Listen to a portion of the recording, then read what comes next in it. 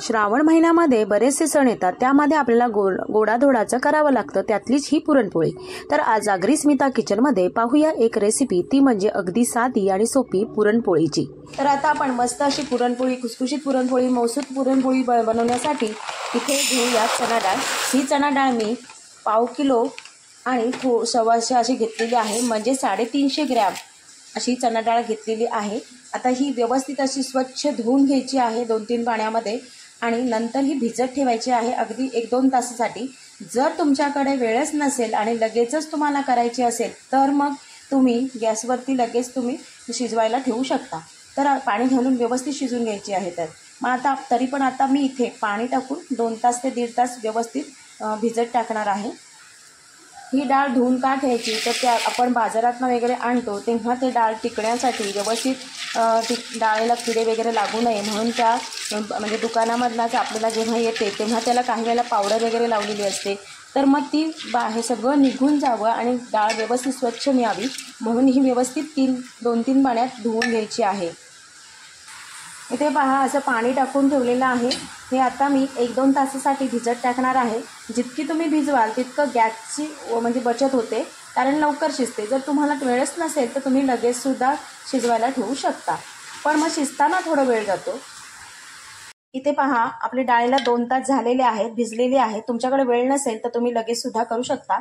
आता मी ही डाळ कुकरमध्ये टाकून शिजवून घेते। इथे मी 1 ग्लास पाणी आणि आणखीन थोडंसं पाणी त्यामध्ये टाकणार आहे शिजवायला। इथे पहा 1.5 ग्लास साधारणतः पाणी मी टाकलेलं आहे। या डाळीच्या वरती पाणी असं आलेलं आहे थोडंसं, म्हणजे अगदी एवढंसं किंचितसं वरती आलेलं आहे। कुकरमध्ये डाळ करतोय त्यामुळे एवढे पाणी भरपूर होतं। आता आपण ह्याची कुकरचे झाकण लावून घेऊया आणि साधारणतः एका शिटीमध्ये सुद्धा शिजते डाळ, पण 2 शिट्या तरी आपण करून घेऊया।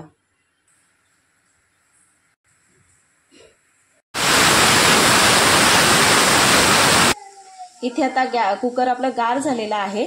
आपण इथे झाकण काढून घेतलेलं आहे। पहा मस्त अशी डाळ आपली शिजलेली आहे। डाळ पहा मस्त अशी शिजलेली आहे आणि खाली अजिबात पाणी वगैरे उरलेलं नाहीये, म्हणजे 2 कुकरच्या शिट्याने आपली व्यवस्थित डाळ शिजलेली आहे। पाण्याचं प्रमाण एकदम व्यवस्थित झालेलं आहे। तर आता आपण ही ह्याच्यामध्ये टाकून घेणार आहोत। इथे माझी 350 ग्रॅम डाळ होती, तर त्याला मी गूळसुद्धा 350 ग्रॅम इतकंच घेतलेलं आहे, चिरून घेतलेलं आहे आणि आपण ज्या डाळीमध्ये ही टाकून घेऊया।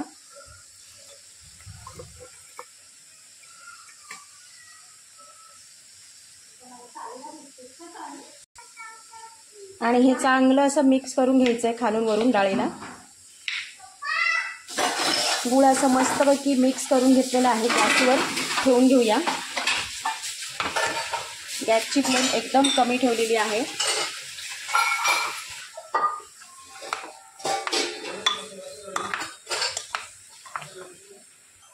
आणि इथे मी 1 चमच साखर टाकून घेत आहे। साखरेने आपण जेव्हा पुरण करतो तो खूप छान असं व्यवस्थित सुट्ट होतं आणि खूप छान चवीला लागतो। जसं एखादी बर्फी आपली चवीला लागते त्याप्रमाणे साखर थोडी टाकल्यामुळे चव येते।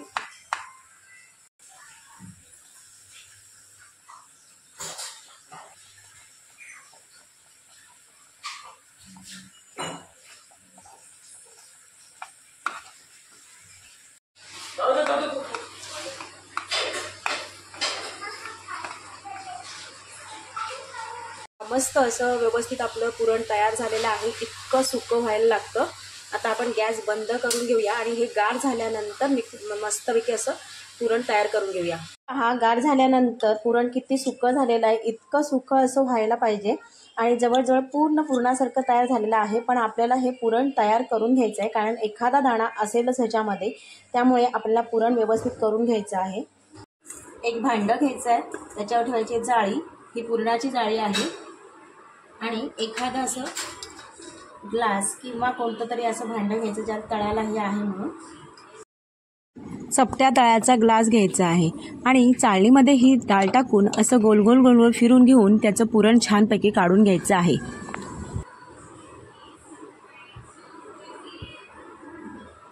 पहा मस्त असं पुरण तयार झालेलं आहे.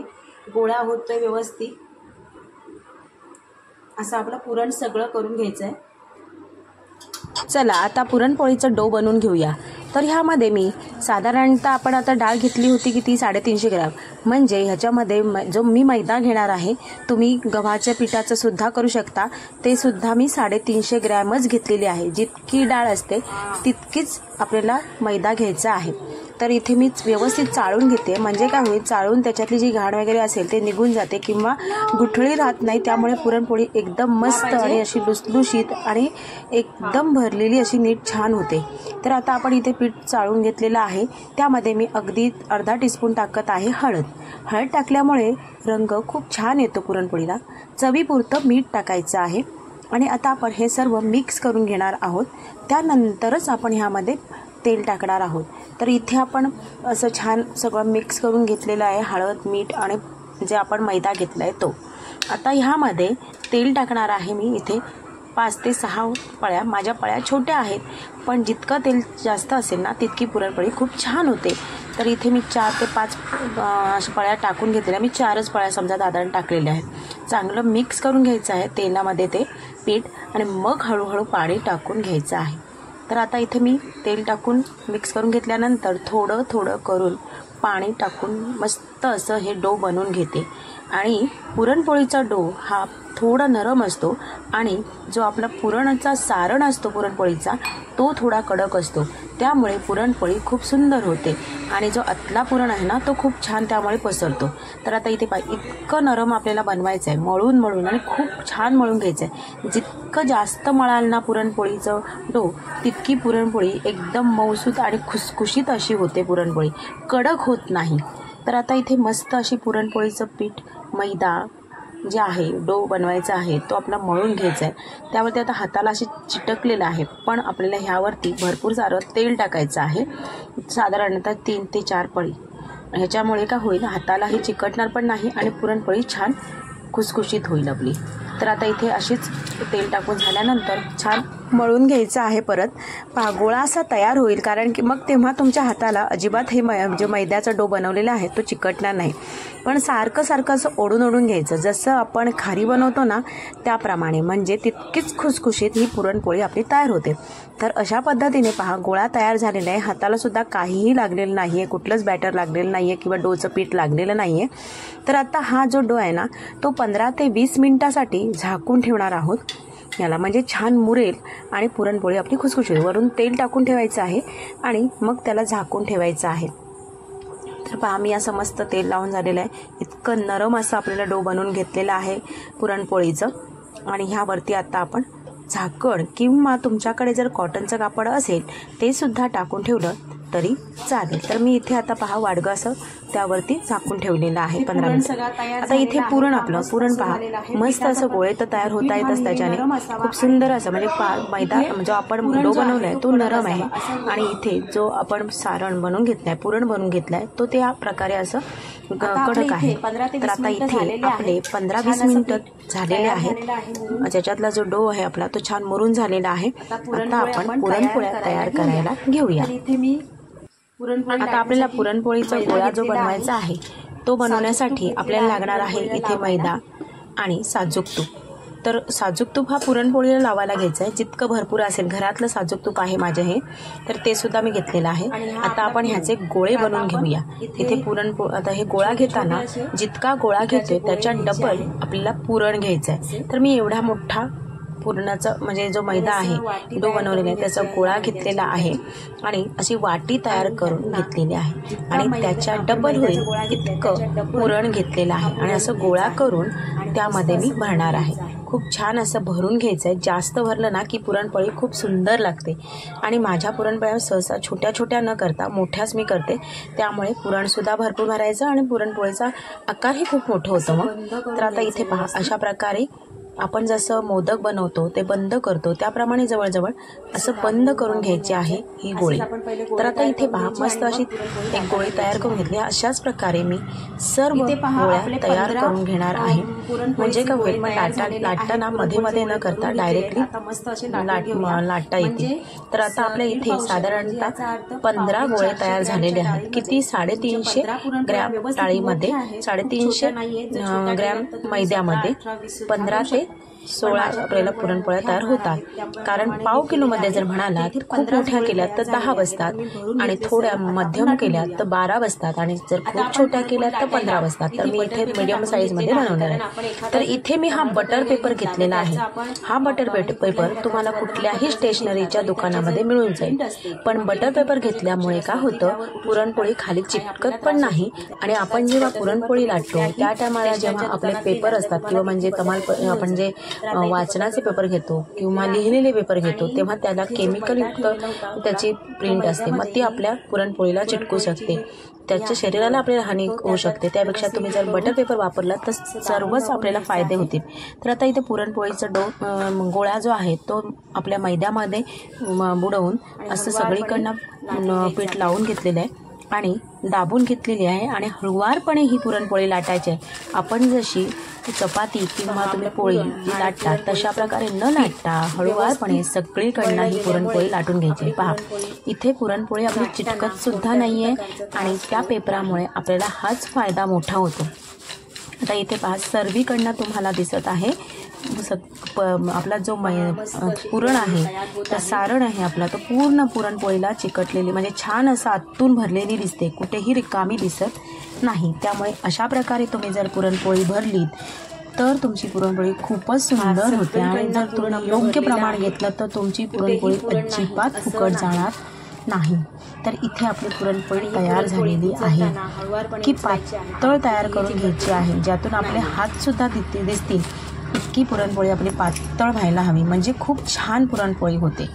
आता इथे आपली पुरणपोळी तयार झालेली आहे। गॅसवरती मी आता तवा ठेवून घेत आहे। तवा ठेवून गरम करून घ्यायचा आहे आणि ह्यावरती जी आपली पुरणपोळीचं खालचं भाग आहे तो वरती टाकायचा आहे आणि वरचा भाग आहे तो खाली जायला हवा।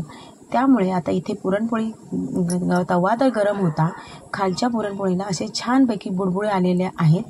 त्या आता ही व्यवस्थित काढून घ्यायची आहे आणि उलटी करून घ्यायची अशी। पहा इथे पुरणपोळी स्वतःच किती छान असं टम्म फुगत आहे। ह्यावरून आपण आता साजूक तूप टाकणार आहोत ज्याच्याने आपल्याला खूप अप्रतिम चव येते। तुम्ही जेव्हा खायला घ्याल तेव्हा सुद्धा साजूक तूप टाका आणि वरून लावून सुद्धा अशा प्रकारे साजूक तूप घ्यायचं आहे। तर आता इथे आपली पुरणपोळी मस्त बघा टम्म फुगलेली आहे। तुम्ही योग्य प्रमाणात जर केली तर तुमची पुरणपोळी सुद्धा अशीच मऊ लुसलुशीत आणि टम्म फुगणारी होणार आहे। तर अशाच प्रकारे मी सर्व पुरणपोळ्या बनवून घेते। दुसरी सुद्धा मी अशाच प्रकारे टाकलेली आहे आणि अशाच सगळ्या पुरणपोळ्या माझ्या टम्म फुगलेल्या आहेत। तर ह्या अशा प्रकारे पुरणपोळ्या माझ्या जवळपास सर्व सुंदर झालेल्या आहेत आणि तयार सुद्धा झालेल्या आहेत। तर आता पुरणपोळी जेव्हा आपण काढतो तेव्हा ती लगेच फोल्ड न करता आपण ती थोडीशी गार व्हायची वाट पाहिजे आणि मग ती फोल्ड करायची।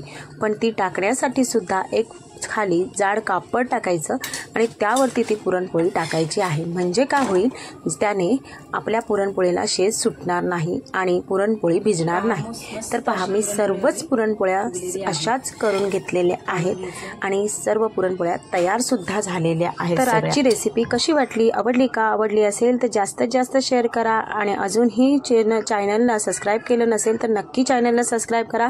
साईडची बेल आयकॉन दाबा आणि नवीन येणारे व्हिडिओ तुमच्यापर्यंत लवकर पोहोच करून घ्या।